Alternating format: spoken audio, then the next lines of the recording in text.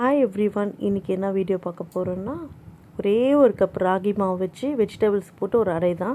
ஒரு கப் ராகி மாவு எடுத்துக்கலாம். அது கூட தேவைக்கேற்ற உப்பு போட்டுக்கலாம். கொஞ்சமாகவே போட்டுக்கோங்க, கரிக்கிற மாதிரி இருக்கும். அப்புறம் மிளகாத்தூள் 1 ஸ்பூன் அளவு காரத்துக்கு போட்டுக்கலாம்.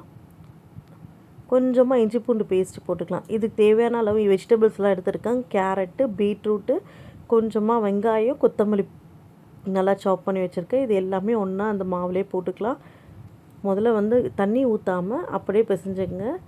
தேவைப்பட்டால் தண்ணி தெளித்து பிசைங்க. ஏன்னா வெஜிடபிள்ஸ்லேயே தண்ணி இருக்கும். ஸோ அதனால் தேவைப்படாது ரொம்ப. அப்புறம் தெளித்து ஒரு சப்பாத்தி மாவு பதத்துக்கு பிசைஞ்சுங்க. நல்லா ஒரு 1/2 அன் ஹவர் போல் ஊறட்டும். தவா பற்ற வச்சிடலாம். தவா பற்ற வச்சுட்டு குட்டி குட்டியாக நம்ம தவாலே போட்டு தட்டிக்கலாம். ஒரு 1/2 ஸ்பூன் அளவு எண்ணெய் ஊற்றிக்குங்க. தட்டினா செவரு நல்லா வரும். எண்ணெய் ஊற்றலைன்னா செவுக்க வராது. அடை மாதிரி ஒரு மாதிரி ரஃப்பாக தான் இருக்கும் நம்மளுக்கு.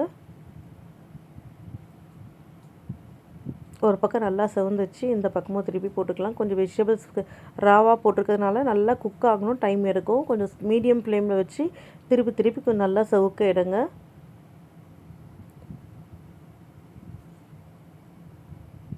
நான் இந்த மாதிரி குட்டி குட்டியாக தட்டி ஒரே தவாலே போட்டுட்டேன், கொஞ்சம் ஈஸியாக இருக்கும்னுட்டு.